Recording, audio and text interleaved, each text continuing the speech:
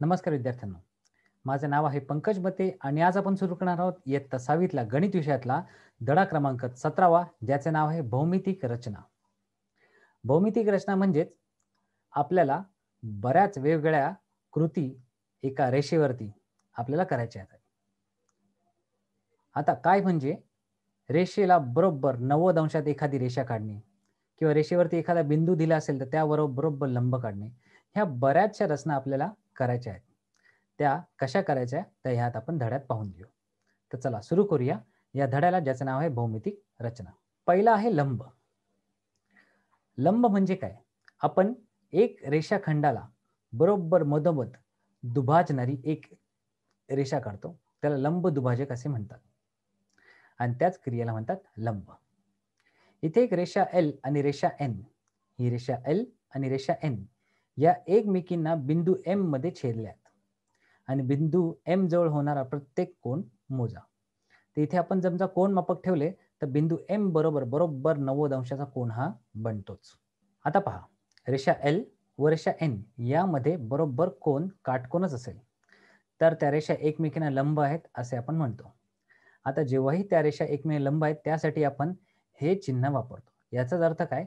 रेषा एल रेषा एन ह्या एकमेकांना लंब आहेत आणि त्याचे वाचन रेषा एल लंब रेषा एन असे आपण करतो. तर ह्या चिन्हाला आपण लंब असे म्हणतो. आता आपण काय करायचंय?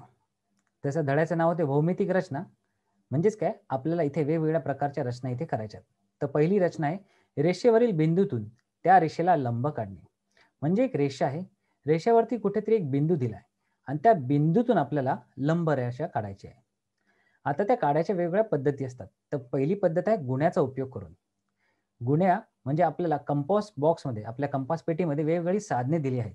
तर त्यामध्ये गुण्या नावाचे 2 त्रिकोणासारखे एक साधन असते. त्याचा वापर आपल्याला करायचा आहे. आता गुण्याचा उपयोग करायचा म्हणजे कसा? आता पहिल्यांदा रेषा PQ काढा. या रेषेवरती कोठेही एक रेषा काढली, त्याच्यावरती कुठेही आपण एक बिंदू घेऊया, त्याचं नाव दिले R आणि गुण्या असा ठेवा की गुण्याचा काटकोन करणारा बिंदू हा R या बिंदूवर येईल आणि काटकोन करणारी भुजा ही रेषा PQ शी जुळेल आणि गुण्याचा काटकोन करणाऱ्या दुसऱ्या बाजूच्या कडेने बरोबर रेषा RS ही काढा. तर पहा, आपण काय केले? एक रेषा घेतली PQ, एक रेषा बिंदू P आणि Q म्हणून जाणारी एक रेषा काढली, तर ती झाली रेषा PQ. आता यावरती रेषेवरती कुठेही एक R बिंदू घेतला, तर हा गुण्या घेतला. गुण्या जिथे आपल्याला रेषेवरती काटकोन करतो ते टोक बरोबर R या बिंदूवरती असले पाहिजे आणि तिथून एक आपल्याला एक रेषा काढायची. या रेषेला नाव दिले आपण RS आणि ही रेषा बरोबर R येथून जाते. तेव्हा आपण म्हणतो रेषा RS, ही जी रेषा RS आहे ती रेषा PQ ला बिंदू R मध्ये लंब आहे. आणि जेव्हाही एखादी रेषा एखाद्या रेषेला लंब असते तेव्हा त्या दोघांमध्ये 90 अंशाचा कोन बनतो. आता आपण ही कृती करून पाहू. आता सुरुवातीला एक रेषा घेऊ, त्यावरती 2 बिंदू घेतले PQ. आता त्याच वरती आपल्याला एक R बिंदू घ्यायचा आहे. या बरोबर R बिंदूच्या वरती काटकोन ठेवायचा, म्हणजे आपल्या गुण्याचा काटकोन ठेवायचा आणि त्याची दुसरी भुजा बरोबर ह्या PQ रेषेवरती आली पाहिजे.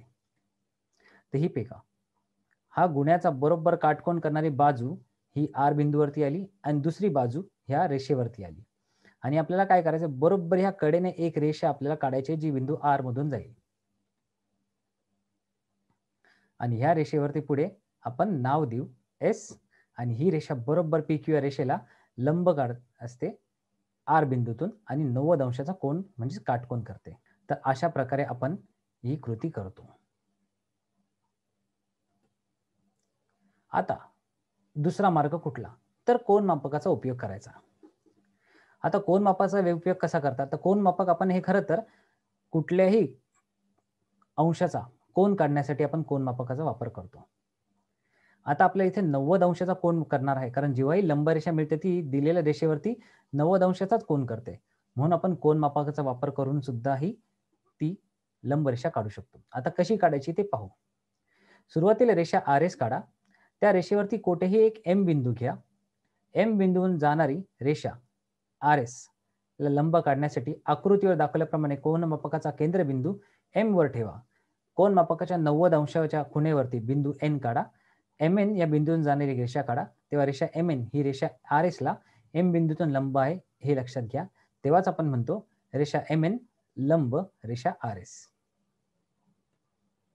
तर पहा, आपण एक रेषा घेतली, त्या रेषेवरती M बिंदू घेतला आणि त्यावरती कोनमापक असा ठेवा की त्याची ही जी आडवी रेषा आहे ती रेषा बरोबर ह्या RS रेषेवरती आली पाहिजे आणि मध्ये जो M बिंदू आहे तो बरोबर ह्या 90 अंशाच्या रेषेच्या खाली आला पाहिजे. आता त्या बिंदूवरती आपण अजून एक बिंदू घेतला, त्या बिंदूला नाव दिले N आणि या M बिंदूतून N रेषेकडे जाणारी एक किरण काढली आणि ही किरण बरोबर या RS रेषेला लंब झाली आणि ती बरोबर काटकोन म्हणजे 90 अंशाचा कोन करून देते. 90 अंशाचा कोन करते म्हणूनच आपण कंपासचा वापर करू शकतो. आता पहा, याची कृती कशी करायची. तेव्हा आपण एक पहिल्यांदा रेषा काढून घेतली ज्यावरती 2 बिंदू ठेवले RS. आता यावरती अजून एक बिंदू घ्यायचा आहे M. आता यानंतर आपल्याला कोनमापकाच्या सहाय्याने बरोबर कोनमापकाची आडवी रेषा ह्या RS वरती ठेवून ह्या बिंदूवरती बरोबर ही 90 अंशाची रेषा आली पाहिजे आणि हा मध्ये एक बिंदू असतो तो बरोबर ह्या बिंदूवरती आला पाहिजे. आता काय करायचंय, 90 अंशावरती बरोबर एक बिंदू घ्या. आता या M बिंदूतून ह्या वरच्या बिंदूतून जाणारी एक रेषा काढू आणि त्या बिंदूला आपण नाव दिले N आणि ही रेषा MN बरोबर रेषा RS ला लंब करते आणि तिथे 90 अंशाचा कोन बनवते. तर पहा, आज आपण काय शिकलो. आज आपण कुठल्याही रेषेला एक लंब रेषा काढू शकतो. आता त्या रेषेवरती कुठेही बिंदू घ्या, त्या कुठेही घेतलेल्या बिंदूतून आपण लंब रेषा काढू शकतो. पण कुठल्या प्रकारे? 3 प्रकारे. पहिली होती ती गुण्याच्या पद्धतीने, दुसरी पद्धत होती ती आपल्या कोनमापकाच्या पद्धतीने. तर अशा प्रकारे आपण लंब काढू शकतो. आता पुढच्या भागात असे वेगवेगळे प्रकार आपण पाहणारच आहोत. पण तोपर्यंत धन्यवाद.